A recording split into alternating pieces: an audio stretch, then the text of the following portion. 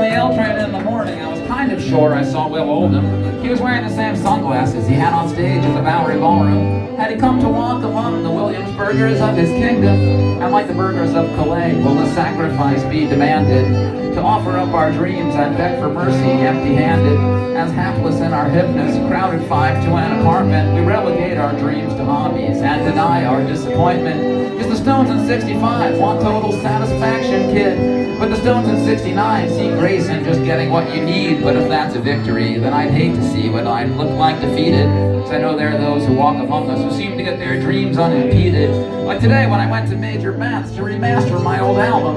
On the L train in the morning, I was pretty sure I saw Will Oldham. He was wearing the same rock star sunglasses that he had on stage at the Bowery Ballroom. Had he come to walk among the Williamsburgers of his kingdom? And you might say, now there's a guy who seems to have the world laid out before him. Who you might say he's just a rich kid or a fascist or a charlatan. But either way you say it, if you look at indie rock culture, you really can't ignore him. And even if at first dismissive, after some listens you'll enjoy him. I was thinking this on the L train, intent on bursting my own bubble. How long should an artist struggle before it isn't worth the hassle?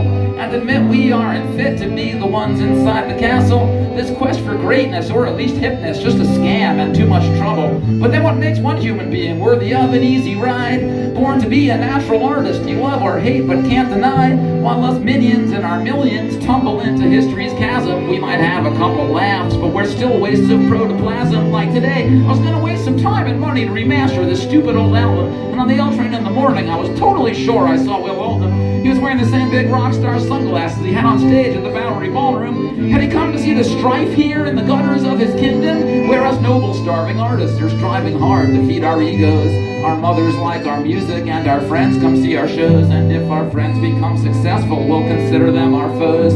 Go home to our 4 roommates after paying big bucks for rock star shows. What a nightmare, what a horror. I don't want no part of this. Just get me off this crazy ride. I'm gonna puke, I'm gonna piss. I'd rather kill myself, I'd rather just relax or not exist. But you say you want to do an email interview. Oh, what the heck, I can't resist. Hey Mom, guess what, today I did another magazine interview. Honey, that's great, you're really famous. Yeah, and I'm gonna be 32. I kind of thought I was gonna grow up to do stuff that would benefit humanity. But it's getting harder to tell if this artist's life is even benefiting me. Because today I was gonna waste some time and money to remaster this dumb old album. And on the L train in the morning, I was totally sure I saw Will Oldham. He was wearing the same rock star sunglasses he had on stage at the Bowery Ballroom. And since I was feeling in need of answers, I just went right up and asked him. I said, Will, Bonnie, Prince Palace, whatever, what do you think about it? Is it worth being an artist or an indie rock star? Or are you better off without it? Because, you know, maybe the world would be better if we were all just uncreative drones. No dead childhood dreams to haunt us, a decent job, a decent home. And if we had some extra time, we could do real things to promote peace, become scientists or history teachers or uncorrupt police at least. Come on, Will, you gotta tell me. I grabbed and shook him by the arm. The L train was leaving Bedford with 10,000 white 20-somethings crowded on. He opened his mouth to speak, but was lost in the rumbling of the wheels. We were thrown together in a corner, and I yelled, tell me, man, for real, you're living comfortably, I assume, even if you're not quite a household name. You reached a pretty high level of success and critical acclaim. And the L train got to First Avenue, and a bunch of people piled out. I was staring into his sunglasses, and I was really freaking out.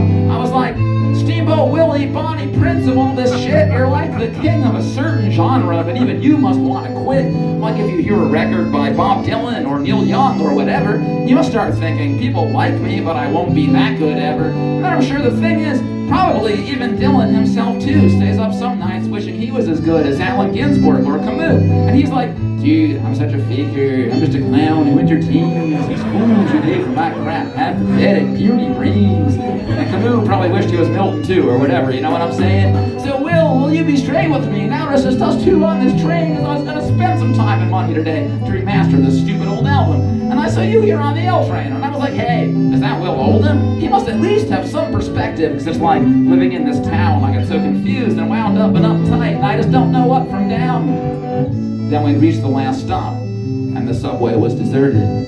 There was a long moment of silence, and I let go of his shirt. I started to think maybe I'd made some kind of big mistake. I tried to walk out onto the platform, but by then it was too late. His sunglasses seemed to grow darker, and still he hadn't even spoke. He just came right up behind me and put his hands around my throat and threw me down onto the concrete and kicked my face in with his boot and dragged me down onto the train tracks and tied my hands back with his coat. And I was slipping out of consciousness as he was slipping down my jeans, and he was punching me and humping me, and I slipped off into a dream, so it might have just been a delusion. But I thought I heard him say something like, "Artists are pussies." Then he climbed back up and ran away. So I lay there in the darkness on the train tracks, cold and broken. The hours passed and I thought, well, maybe I won't remaster that old album. And I started thinking maybe it really wasn't even Will Oldham, even though he did hold my arms and fuck me just like Will sings in A Sucker's Evening. But whether it was him or wasn't, I couldn't forget the words he'd spoken. Artists are pussies like we're wusses, or we end up getting fucked, and other kinds of folks are dicks, tall, smart, and strong, and born to fuck us up. I know it sounds really terrible, awkward, sexist analogy, but at that moment there on the train tracks, it made a lot of sense to me. There's just some kind of natural balance, like two types of mental gender that's gone on in all societies in one form or another. Like some dicks were born to conquer, and I probably would if I could, but if I'm just a pussy, that's okay, 'cause in a few months maybe I'll put out something good.